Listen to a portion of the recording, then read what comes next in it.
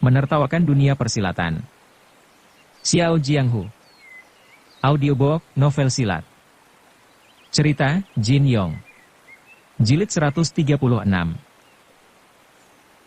Ling Huchong mendehem, samar-samar dalam hatinya ia merasa bahwa jalan yang ditempuh oleh sang guru seolah sedang menuju ke arah yang sama dengan Dongfang Bubai. Kini, Yu Bukun telah mengalahkan Zuo Lengchan dan menguasai perguruan 5 gunung. Ling Huchong khawatir jangan-jangan gurunya kelak juga akan memanjakan diri dengan sanjung puji menjijikkan seperti yang dilakukan orang-orang sekte iblis di tebing kayu hitam. Kau harus merawat lukamu dengan tenang. Jangan berpikir macam-macam, kata Ren Yingning menukas. Aku ingin tidur. Silakan, jawab Ling Huchong. Ia kemudian menyingkap tirai kereta sehingga sinar rembulan yang lembut menyoroti wajah Ren Yingning yang cantik itu. Seketika Ling Huchong merasa sangat bersalah karena belum bisa membalas cinta gadis itu kepadanya. Ren Yingning kemudian berkata, baju yang dipakai adik Linmu itu bermotif bunga-bunga. Usai berkata demikian ia lantas melangkah kembali menuju keretanya.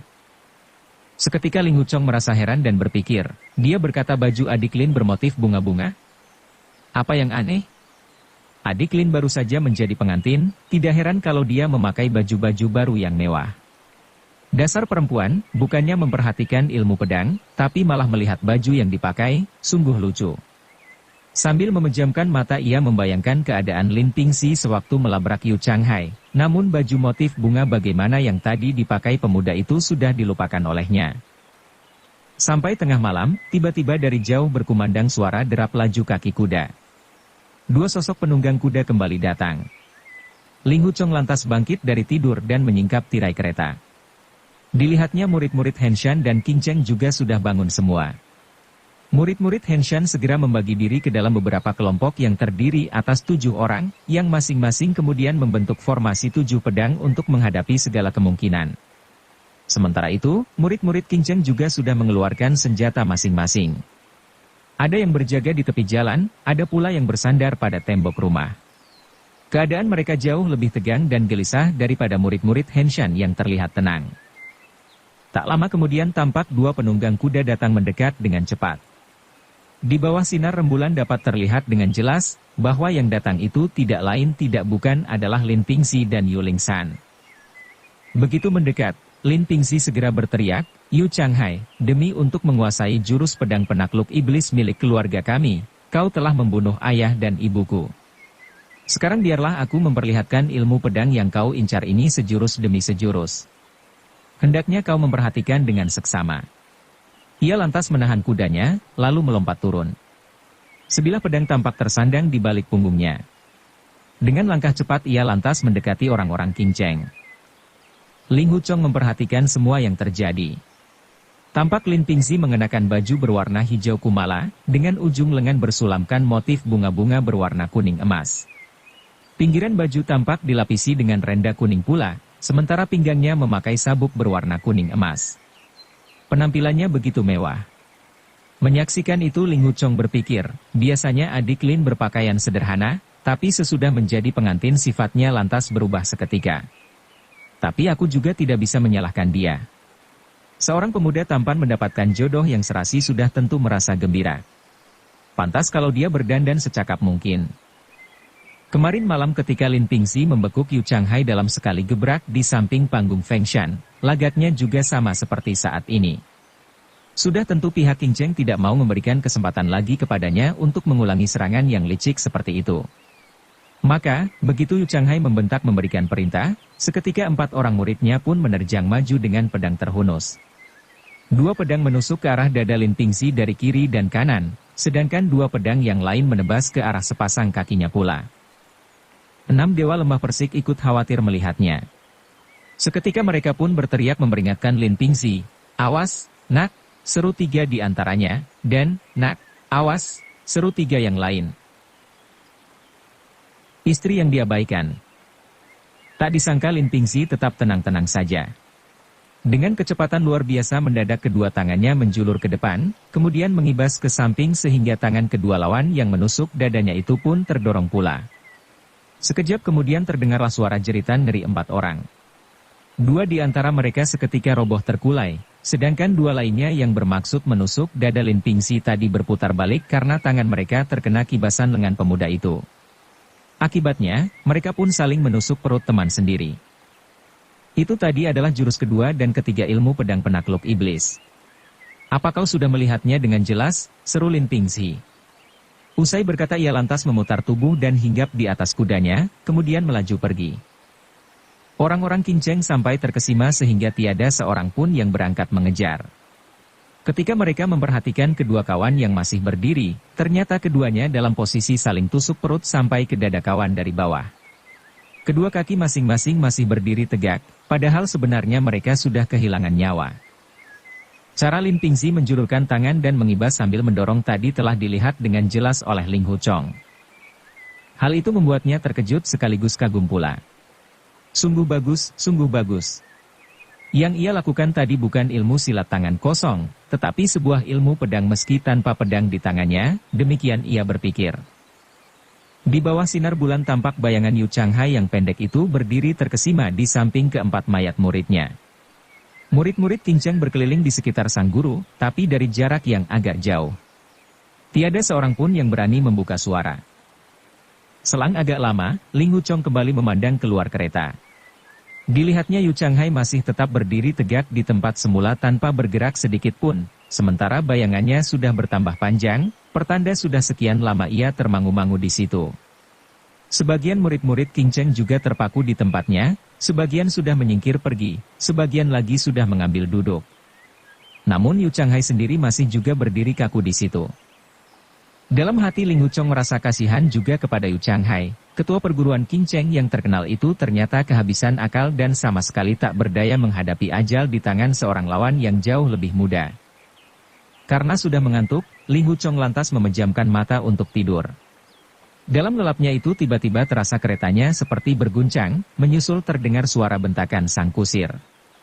Ternyata hari sudah terang, sementara rombongan telah berangkat kembali. Ia kemudian melongok keluar. Dilihatnya pada jalan raya banyak orang berlalu lalang. Rombongan perguruan Kinceng berjalan di depan. Ada yang menunggang kuda, ada yang berjalan kaki. Memandangi bayangan mereka mau tidak mau ada perasaan haru yang sukar untuk dikatakan, seolah-olah menyaksikan serombongan domba sedang digiring menuju tempat pejagalan. Kembali Ling Huchong berpikir, mereka cukup sadar bahwa Lin Pingxi pasti akan datang lagi. Mereka pun tahu bahwa mereka sama sekali tidak sanggup untuk menghadapinya. Kalau mereka melarikan diri dengan cara berpencar, maka itu berarti tamat sudah nama besar perguruan Kinceng. Tapi kalau Lin Pingxi sampai datang ke Gunung Kinceng, apakah di kuil angin cemara tiada tokoh lagi yang sanggup melawannya? Menjelang tengah hari sampailah rombongan dua perguruan itu di suatu kota agak besar. Rombongan Kinceng lantas memasuki sebuah rumah makan besar untuk makan minum sepuasnya di dalam. Sementara itu, orang-orang Henshan hanya beristirahat di kedai sederhana di depan rumah makan besar tersebut. Menyaksikan orang-orang Kinceng menikmati makan dan minum, para biksuni Henshan hanya terdiam. Mereka sadar orang-orang Kinceng sedang menghadapi maut. Maka, selagi masih hidup, sedapat mungkin mereka ingin menikmati segala kesenangan sepuas-puasnya. Sore harinya sampailah mereka di tepi sebuah sungai. Tiba-tiba terdengar derap kaki kuda. Kembali Lin Pingxi dan Yu Lingshan memburu tiba. Yihe bersuit menghentikan rombongannya. Saat itu sinar matahari masih memancar terang. Tampak dua penunggang kuda datang menyusur di tepi sungai. Sesudah dekat, Yu Lingshan menahan kudanya, sedangkan Lin Pingxi terus saja maju ke depan. Mendadak Yu Changhai memberi tanda. Bersama murid-muridnya mereka lantas memutar tubuh dan lari menyusur di tepi sungai. Yu pendek, hendak lari kemana kau? Seru Lin Pingxi sambil bergelak tawa. Segera ia pun memacu kudanya mengejar. Tiba-tiba Yu Changhai berbalik. Secepat kilat pedangnya lantas menusuk muka Lin Pingxi. Sama sekali Lin Pingxi tidak menduga akan serangan lawan yang mendadak itu, namun dengan cepat ia melolos pedangnya untuk menangkis. Susul menyusul Yu Changhai melancarkan serangan kilat. Mendadak ia melompat ke atas, dan di lain saat ia merendah ke bawah. Tak disangka, seorang tua berusia 60-an masih juga lincah seperti anak muda. Gerak pedangnya selalu mengambil posisi menyerang secara cepat. Murid-murid Kinceng segera mengelilingi kuda Lin Pingxi dan ikut mengerebut pula. Namun demikian, yang mereka serang adalah orangnya, dan jangan sampai melukai kudanya. Hanya mengikuti beberapa saat saja Ling Huchong sudah tahu maksud dan tujuan Yu Changhai. Kehebatan Lin Pingxi terletak pada ilmu pedangnya yang bergerak dan berubah dengan cepat dan sukar diduga. Sekarang pemuda itu berada di atas punggung kuda, dengan sendirinya keunggulannya pun menjadi berkurang. Sebab, kalau mau menyerang ia terpaksa harus mendoyongkan tubuhnya ke depan. Sambil menunggangi kuda tentu tidak selincah kalau ia berdiri di atas kaki sendiri. Maka, murid-murid Qin Cheng pun sengaja mengepungnya di tengah agar ia tidak sempat turun dari kudanya itu. Asalkan Lin Pingxi tetap berada di atas kuda belum tentu ia mampu melawan Yu Changhai. Diam-diam Ling Huchong mengakui kecerdikan ketua perguruan Qin Cheng itu. Cara yang ia gunakan benar-benar cerdik. Kemudian ia memperhatikan pula ilmu pedang yang dimainkan Lin Pingxi. Gerak perubahannya memang aneh dan bagus, namun Yu Changhai masih dapat menandinginya. Setelah mengikuti beberapa jurus lagi, tanpa terasa pandangannya beralih ke arah Yu Lingsan yang berada di tempat agak jauh. Seketika Ling Huchong tergetar kaget sebab dilihatnya ada beberapa murid Qin Cheng lainnya telah mengepung adik kecilnya itu dan sedang mendesaknya ke tepi sungai. Pada saat itu pula mendadak terdengar kuda tunggangan Yu Lingsan meringkik dan berjingkrak sehingga nyonya muda itu terbanting ke bawah. Rupanya perut kuda itu telah terkena tusukan pedang. Dengan cepat Yu Lingsan melompat bangun sambil mengelak untuk menghindari serangan seorang lawan. Namun, murid-murid Qin Cheng itu terus menyerangnya sekuat tenaga. 6 murid Qin Cheng ini terhitung jago-jago pilihan. Ling Huchong dapat melihat Hou Renying dan Hong Renxiong ada di antara mereka. Meskipun Yu Lingsan telah berhasil mempelajari ilmu pedang yang terukir pada gua rahasia di puncak Huashan dan telah mengalahkan para ketua dari perguruan Taishan dan Hengshan, namun ilmu pedang lihai itu tidak ada gunanya jika menghadapi ilmu pedang perguruan Qin Cheng. Lagi pula, pada dasarnya Yu Lingsan hanya mempelajari gerakan-gerakan ilmu pedang rahasia tersebut, dan belum benar-benar memahami intisarinya. Ling Huchong dapat melihat sang adik kecil tidak mampu melawan serangan murid-murid Qin Cheng yang nekat itu. Sementara ia khawatir dan cemas, tiba-tiba terdengar jeritan seorang murid Qin Cheng yang sebelah lengannya tertebas buntung oleh Yu Lingsan yang menggunakan jurus pedang Hengshan. Ling Huchong merasa gembira dan berharap orang-orang Qin Cheng yang lain tentu akan ngeri dan mundur teratur. Tak disangka, kelima orang yang lain tidak mundur selangkah pun, bahkan menyerang lebih kalap termasuk orang yang sudah buntung sebelah lengannya tadi. Melihat lawan yang bermandi darah dengan serangan kalap laksana kerbau gila itu, justru Yu Lingsan sendiri yang merasa ngeri. Ia pun terdesak mundur. Tiba-tiba sebelah kakinya terpeleset karena menginjak batu kali berlumut, dan seketika ia pun jatuh ke dalam air. Celaka! Ling Huchong berseru khawatir.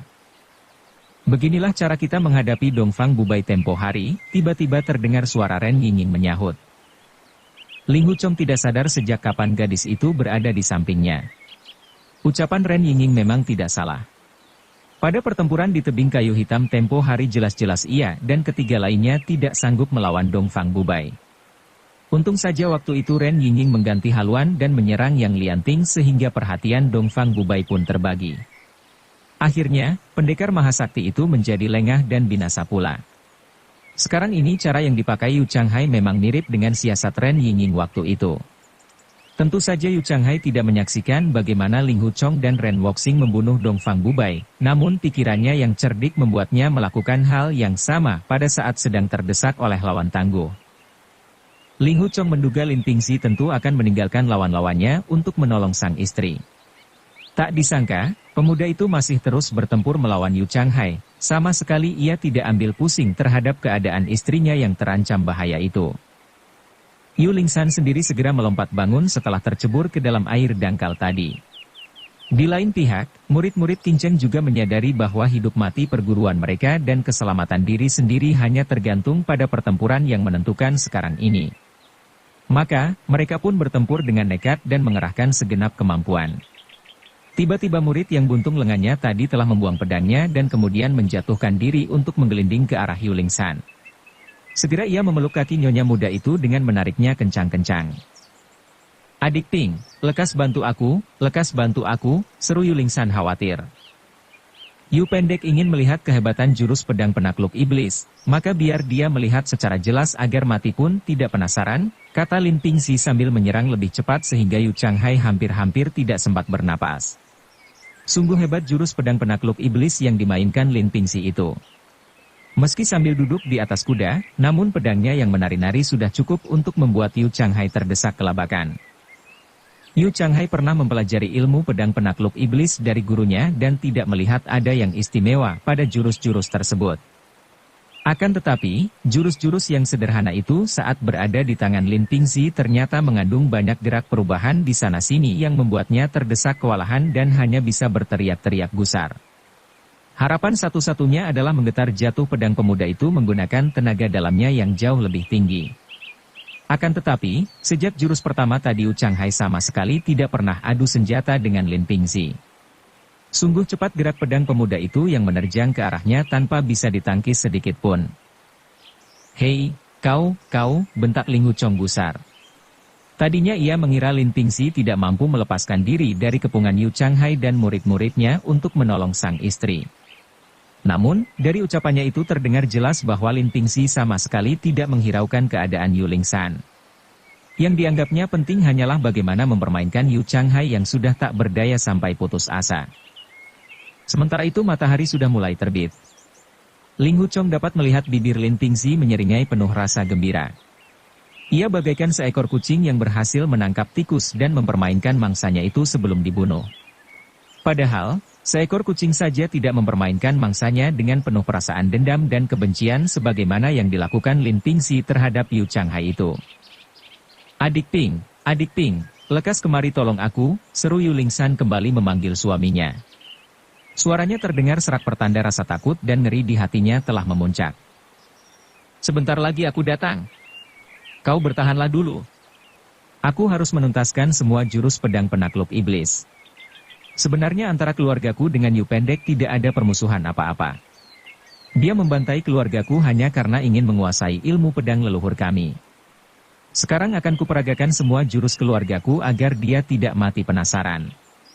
Bagaimana menurutmu?" Ucapannya ini terdengar santai pertanda ia memang sama sekali tidak peduli pada keselamatan sang istri. Pertanyaannya yang terakhir pun bukan ditujukan kepada Yu Lingshan, tetapi kepada Yu Changhai.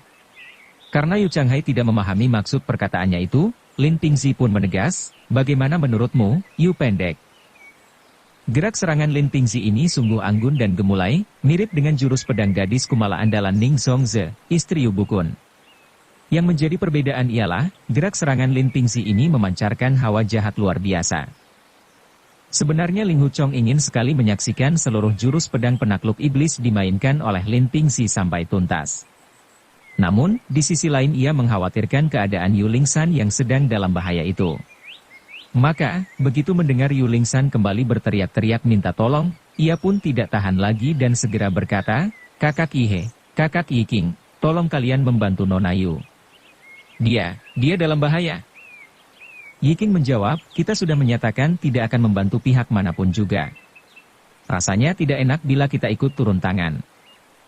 Kaum persilatan memang sangat mengutamakan pegang janji." Seorang maling cabul seperti Tian Bobuang saja memegang perkataannya, apalagi para anggota perguruan lurus bersih ternama.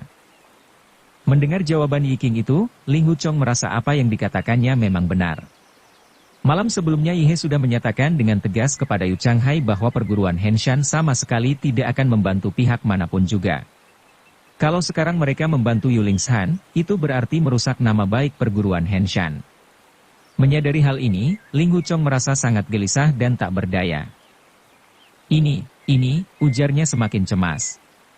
Tiba-tiba ia berteriak, "Mana Biksu Bujie, Tian Bobuang, dan 6 dewa lembah Persik? Di mana mereka?" Qin Huan menjawab, "Mereka semua sudah pergi karena bosan melihat wajah Yu Changhai yang bermuram durja. Konon Biksu Bujie mengajak mereka pergi mencari arak. Lagi pula, mereka berdelapan juga orang-orang perguruan Henshan." Tiba-tiba Ren Yingying melompat dengan kedua tangannya melolos sepasang pedang pendek dari balik pinggang. "Hei, lihatlah dengan jelas. Aku adalah Ren Yingying, putri kesayangan ketua Ren dari Sekte Matahari dan Bulan. Aku bukan anggota perguruan Henshan. Kalian 6 lelaki tak tahu malu mengeroyok seorang perempuan, bagaimanapun juga membuatku sangat muak. Karena melihat ketidakadilan ini, terpaksa Nona Ren harus ikut campur. Sungguh senang rasa hati Ling Huchong melihat Ren Yingying telah maju ke sana. Karena menghela napas lega, tiba-tiba lukanya kembali terasa sakit, dan ia pun jatuh terduduk di dalam kereta. Meskipun keenam murid King Cheng itu melihat kedatangan Ren Yingying, namun mereka seolah tidak peduli dan terus saja menyerang Yu Lingshan secara kalap. Sebelumnya Yu Lingshan telah terdesak mundur beberapa langkah. Tiba-tiba kakinya menginjak air sungai sebatas paha dalamnya. Karena tidak bisa berenang, nyonya muda itu menjadi gugup, permainan pedangnya pun ikut kacau. Pada saat itulah pundak kirinya terasa sakit, rupanya sebilah pedang musuh berhasil menusuknya. Kesempatan itu segera digunakan oleh si tangan buntung untuk menubruk maju untuk memeluk kakinya seperti diceritakan tadi. Segera Yu Lingshan mengayun pedangnya untuk membabat tepat mengenai punggung si buntung. Namun orang itu sudah nekat dan terus saja merangkul dengan kencang. Sedikit pun ia tidak mau melepas pelukannya. Yu Lingshan yang sangat cemas membuat pandangannya menjadi gelap. Apa aku akan mati di sini? Apa aku akan mati seperti ini? Keluhnya gugup. Samar-samar dilihatnya Lin Pingxi sedang memainkan ilmu pedangnya yang hebat melawan Yu Changhai. Gerakannya sangat teratur dan perlahan-lahan sejurus demi sejurus seakan-akan ingin memamerkan ilmu pedang belaka. Terdesak oleh rasa kesal, hampir-hampir Yu Lingshan jatuh lunglai. Untung saja tiba-tiba serangan musuh menjadi kendur, dua pedang mereka pun terlempar ke atas, menyusul kemudian terdengar suara air mendebur. Rupanya dua orang murid King Cheng itu telah terjungkal ke dalam sungai. Karena pikirannya sudah kacau, Yu Lingshan juga ikut terbanting jatuh. Untungnya, Ren Yingying telah memutar sepasang pedang pendeknya pula. Dalam beberapa jurus saja sisa 3 murid King Cheng juga telah berhasil dilukainya. Senjata mereka terlepas dari pegangan, sehingga terpaksa para pengeroyok itu melarikan diri. Kemudian dengan sekali tendang Ren Yingying membuat si lengan buntung terpental sehingga rangkulannya pada kaki Yu Lingshan terlepas pula. Segera ia menarik bangun Yu Lingshan yang sudah basah kuyup itu. Pakaian nyonya muda itu tampak berlumuran darah, dan perlahan-lahan Ren Yingying memapahnya naik ke tepi sungai. Sementara itu terdengar Lin Pingxi berseru, "Nah, jurus pedang penakluk iblis milik keluarga Lin kami sudah kau lihat dengan jelas, bukan?" Menyusul sinar pedangnya lantas berkelebat. Seketika seorang murid King Cheng yang ikut mengerebut di samping kudanya pun jatuh terguling. Kepalanya terbelah di antara kedua mata. Yang baru saja roboh itu tidak lain adalah Fang Renzi, yang dulu berhasil menangkap Lin Zenan suami istri dan menyerahkan mereka kepada Yu Changhai di kota Hengshan. Terdengar Lin Pingxi berseru, "Fang Renzi, kau manusia licik dan hina. Kematian seperti ini terlalu enak bagimu." Sekali menarik tali kendali, dengan cekatan kudanya pun melompat melintasi mayat Fang Renzi itu. Keadaan Yu Changhai sendiri sudah sangat payah, tentu saja ia tidak berani mengejar. Lin Pingxi memacu kudanya dan ia melihat seorang murid King Cheng yang dulu menyaksikan dirinya membunuh anak Yu Changhai. "Kau pasti Jiarenda," teriaknya kepada orang itu. Sejak tadi Jiarenda yang terkenal berjiwa pengecut memilih untuk berada jauh dari amukan Lin Pingxi. Kini begitu melihat pemuda itu tiba-tiba memburunya, ia menjadi kalap dan berniat melarikan diri. Namun, pedang Lin Pingxi lebih dulu menusuk kaki kanannya. Jiarenda pun terbanting jatuh di tanah. Lin Pingxi bergelak tawa seperti orang sinting. Ia lantas mengarahkan kudanya untuk menginjak-injak tubuh pria itu. Seketika terdengar jeritan ngeri dan memilukan. Lin Pingxi terlihat semakin kesetanan. Ia membalikkan kudanya dan kembali menginjak-injak tubuh Jiarenda. Suara jeritan pria itu semakin lama semakin pelan, dan akhirnya tidak terdengar lagi untuk selamanya. Lin Pingxi lantas memacu kudanya ke arah Yu Lingshan dan Ren Yingying. "Naik kemari," serunya kepada sang istri. Namun, Yu Lingshan memandangnya dengan penuh rasa benci. Ia kemudian berkata dengan gigi gemertak, "Kau pergi sendiri saja."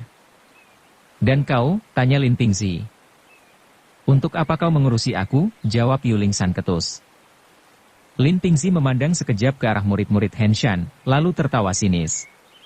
Ia kemudian memacu kudanya dan melarikan hewan tunggangannya itu secepat terbang. Ren Yingying sama sekali tidak menduga bahwa Lin Pingxi akan bersikap sedingin itu terhadap istrinya.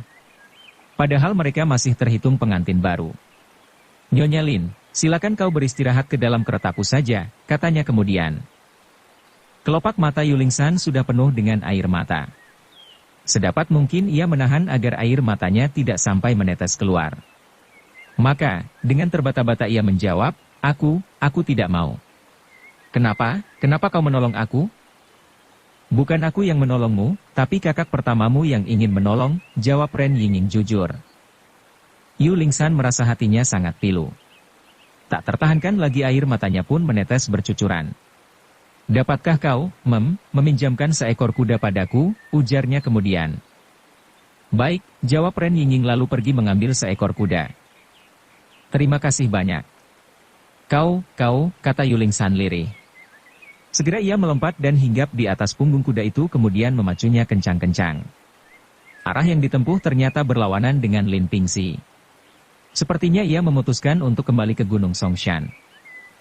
Yu Changhai juga heran melihat kepergian Yulingsan itu, tapi sama sekali tidak mau menghalanginya. Dalam hati ia berpikir, malam nanti atau esok tentu binatang bermargalin itu akan datang lagi membunuh kami. Aku yakin dia hendak membunuh habis muridku satu persatu agar tertinggal diriku sebatang kara. Habis itu barulah giliranku dikerjai olehnya. Ling Huchong tidak tega menyaksikan keadaan Yu Changhai yang mengenaskan itu. Kepada Ye dan yang lain ia pun berkata, marilah kita berangkat. Begitu kusir-kusir kereta membentak dan melecutkan cambuknya, segera keledai-keledai pun menarik kereta maju ke depan. Ling Huchong terperanjat heran ketika melihat Yulingsan ternyata menuju ke arah yang berlainan dengan rombongannya. Sebenarnya ia ingin mengikuti arah yang ditempuh sang adik kecil, namun keretanya ternyata berjalan menuju ke arah lain. Bimbang juga rasa hatinya. Rasanya tidak enak untuk memerintahkan kereta berputar haluan, hanya tirai bagian belakang saja yang disingkapnya untuk memandang keluar. Namun, bayangan Yulingsan sudah tidak tampak lagi. Seketika perasaannya sangat tertekan. Adik kecil sudah terluka.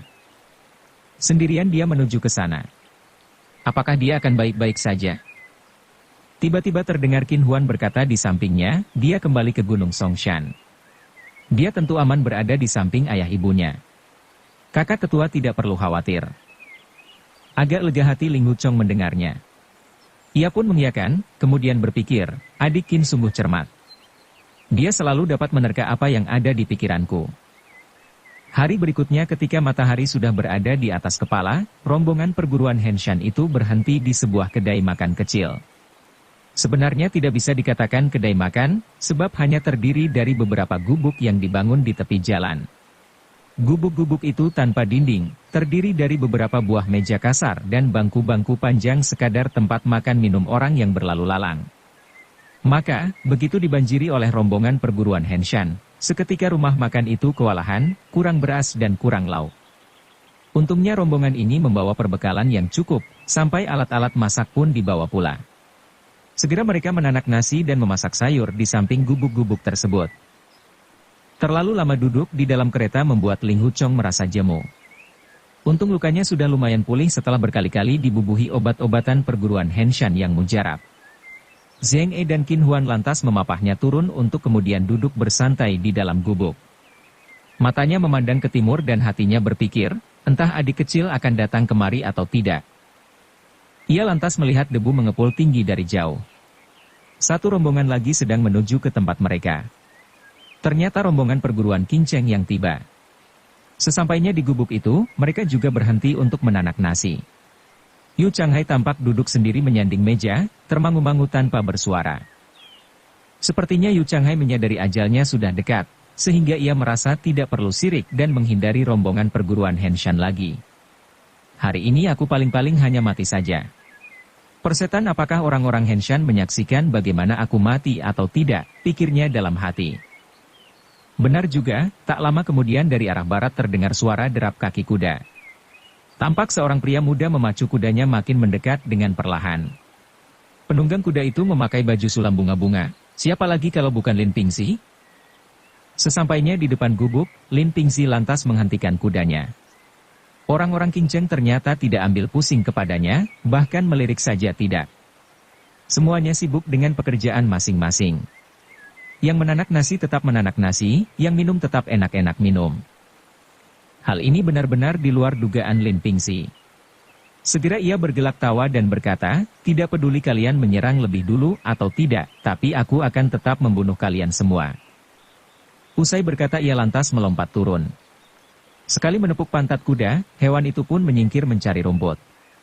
Dilihatnya di samping meja sana masih terdapat bangku yang kosong. Segera ia pun melangkah dan duduk di situ. Begitu Lin Pingzi memasuki gubuk, Ling Huchong langsung mencium bau harum yang sangat menusuk hidung. Ternyata bau harum tersebut berasal dari pakaian yang dikenakan pemuda itu. Penampilannya sangat rapih dan rajin. Kopiah yang ia pakai juga dihiasi sebutir batu zamrud, sementara jarinya memakai cincin bermata merah delima, serta sepatunya juga berhiaskan mutiara. Penampilan seperti ini jelas bukan lagi dandanan kaum persilatan, tapi lebih mirip seorang majikan muda dari keluarga hartawan kaya raya. Menyaksikan itu Ling Huchong termenung, keluarganya adalah pemilik biro ekspedisi Fui. Sudah tentu sejak kecil ia dibesarkan dalam lingkungan kaya raya. Sekian lamanya ia hidup menderita di dunia persilatan, dan kini setelah mendapatkan kepandaian tinggi, sungguh pantas kalau ia kembali menikmati kekayaan seperti dulu lagi. Kemudian tampak Lin Pingzi mengeluarkan selembar sapu tangan dari kain sutra berwarna putih bersih. Dengan gaya anggun dan lembut ia mengusap wajahnya pelan-pelan, serta mengibaskan lengan bajunya. Tingkah lakunya bagaikan seorang pemain sandiwara yang lemah gemulai. Setelah mengambil tempat duduk, dengan acuh tak acuh Lin Pingzi menyapa, "Saudara Ling Hu, bagaimana keadaanmu?" "Baik-baik saja," sahut Ling Huchong sambil mengangguk. Lin Pingzi lantas berpaling ke arah musuh-musuhnya. Dilihatnya seorang murid perguruan Qingcheng sedang menuangkan teh hangat ke dalam cawan Yu Changhai. Tiba-tiba ia menegur dengan suara keras, "Hei, kau ini bernama Yu Renhao, bukan? Dulu sewaktu terjadi pembantaian di rumahku, kau ikut terlibat di sana. Meskipun tubuhmu hancur menjadi abu juga aku tetap mengenalmu." Yu Renhao memang terlibat pembantaian para pegawai biro ekspedisi Fui di kantor pusat kota Fuzhou. Ia juga ikut menangkap ayah ibu Lin Pingzi bersama Fang Renzi dan Jia Renda. Kedua rekannya itu telah tewas tadi malam. Begitu mendengar teguran Lin Pingzi, ia langsung meletakkan poci teh di atas meja dengan keras, kemudian berbalik dan mundur 2 langkah sambil memegangi gagang pedang yang tergantung di pinggangnya. "Aku memang Yu Renhao, kau mau apa?" Walaupun jawabannya kasar, namun suaranya terdengar agak gemetar dan mukanya berubah pucat pula. Lin Pingzi tersenyum dan berkata, "Ying Xiong Hao Ji, 4 kesatria muda perguruan Qingcheng. Kau ini yang nomor 3, tapi sama sekali tidak memancarkan wibawa kesatria. Hehe, sungguh menggelikan." Ying Xiong Hao Ji adalah singkatan dari nama keempat murid terhebat perguruan Qingcheng. Mereka adalah Hou Renying, Hong Renxiong, Yu Renhao, dan Luo Renjie. Di antara mereka, 1 orang telah tewas dibunuh Ling Huchong saat di kota Hengshan dahulu, yaitu Luo Renjie, sementara 3 yang lainnya saat ini berada di samping Yu Changhai. Kembali Lin Pingzi mengejek, "Saudara Ling Hu itu pernah menyebut kalian sebagai 4 binatang bodoh dari Qingcheng. Sebutan itu masih terlalu bagus untuk kalian. Padahal, kalau menurut penilaianku, kalian bahkan lebih rendah daripada binatang." Yu Renhao bertambah gusar. Wajahnya merah membara sementara tangannya semakin erat memegang gagang pedang, namun tidak juga melolos keluar senjatanya itu. Tiba-tiba dari arah timur terdengar suara derap kaki kuda berlari. Tampak 2 ekor kuda datang dengan sangat cepat. Sesampainya di depan gubuk, penunggang yang berada di depan lantas menghentikan kudanya. Begitu semua orang berpaling, segera terdengar sebagian berseru kaget. Ternyata penunggang kuda yang berada di depan itu seorang bungkuk bertubuh gemuk pendek.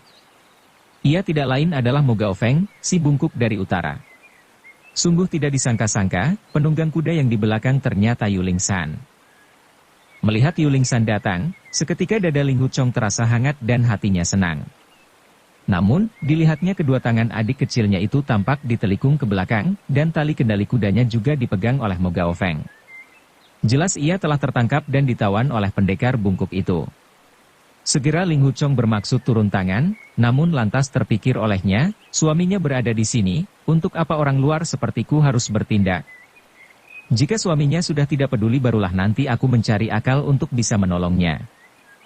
Di lain pihak, Lin Pingzi ternyata senang bukan kepalang melihat kedatangan Mo Gaofeng.